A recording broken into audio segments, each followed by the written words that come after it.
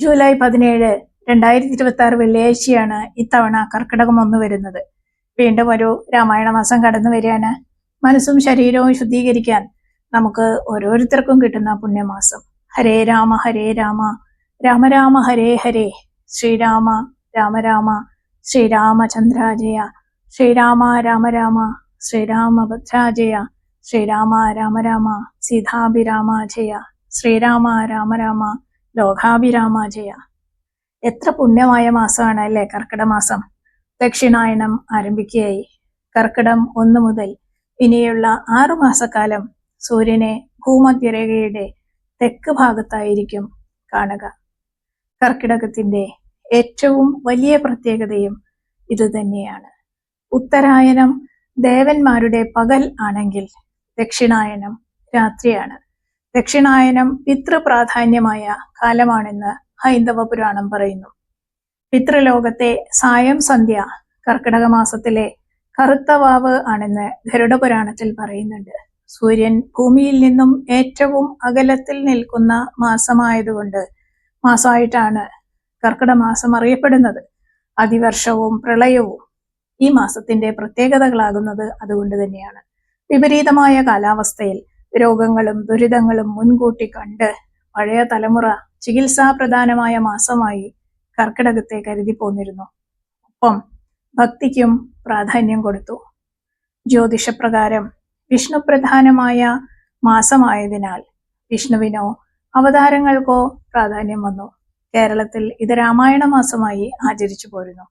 മാനിഷാദ അരുതേ കാട്ടാള, ലോകത്തിലെ ആദ്യത്തെ ഇതിഹാസത്തിന് കാരണമായ വാക്കാണിത്.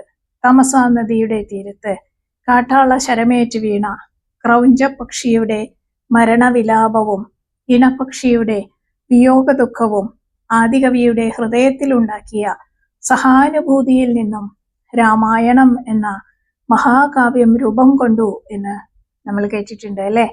എല്ലാ മനുഷ്യർക്കും മാതൃകയായ ഒരു മനുഷ്യൻ ഭൂമിയിൽ ജീവിച്ചിരിപ്പുണ്ടോ എന്ന് നാരദരോട് വാൽമീകി മഹർഷിയുടെ ചോദ്യത്തിന് ഉത്തരമായി ഇക്ഷ്വാകു പരമ്പരയിൽപ്പെട്ട ശ്രീരാമന്റെ ചരിത്രം നാരദ മഹർഷി വാൽമീകിക്ക് പറഞ്ഞു കൊടുക്കുന്നു. ശ്രീരാമന്റെ സമകാലികനായിരുന്ന വാൽമീകി ഗാനരൂപത്തിൽ രാമായണം കുശലവന്മാരെ പഠിപ്പിക്കുന്നു. രാമായണത്തിന്റെ ഉൽപ്പത്തിയെപ്പറ്റി പ്രചാരത്തിലുള്ള കഥ കൂടി മനസ്സിലാക്കണം. വാൽമീകി മഹർഷി ഒരു ദിവസം ഉച്ചസമയത്ത് തന്റെ ആശ്രമത്തിൽ നിന്ന് പുറത്തു പോകുമ്പോൾ ഒരു മരക്കൊമ്പിലിരുന്ന് 2 പക്ഷികൾ നർമ്മസല്ലാപം നടത്തുകയായിരുന്നു. അതിൽ ഒന്നിനെ റാഞ്ചാൻ ഒരു കഴുകൻ ആകാശത്ത് വട്ടമിട്ട് പറക്കുന്നു.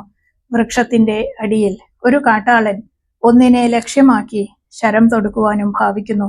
ഈ സമയത്താണ് മഹർഷി അരുതേ കാട്ടാള എന്ന് പറയുന്നത്. ശാപം പോലെ വാൽമീകിയുടെ ഈ വാക്കുകൾ കാട്ടാളനെ ചകിതനാക്കി.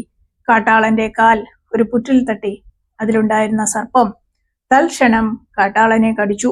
അമ്പ് ലക്ഷ്യം തെറ്റി പക്ഷിയെ റാഞ്ചാൻ വട്ടമിട്ട് പറന്നിരുന്ന പരുന്തിനാണ് കൊണ്ടത്. അങ്ങനെ കാട്ടാളനും പരുന്തും മരണമടഞ്ഞു. ഇണപക്ഷികളാകട്ടെ മഹർഷിയുടെ അനുഗ്രഹത്താൽ രക്ഷയും പ്രാപിച്ചു. ഈ കഥ രാമായണവുമായി ബന്ധപ്പെടുത്തി പ്രചാരത്തിലുള്ള കഥയാണ്.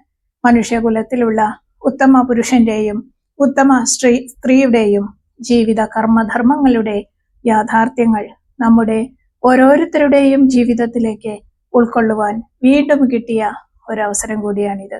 ഐശ്വര്യവും സമാധാനവും സന്തോഷഭരിതവുമായ രാമായണ മാസത്തെ നമുക്ക് ഹാർദമായി വരവേൽക്കാം.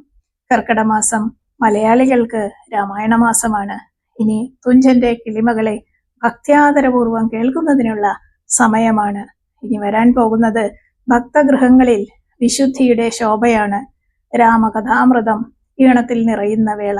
ഉമ്മറത്തിണ്ണകളിൽ കോസലവും മിഥിലയും പുനർജനിക്കട്ടെ.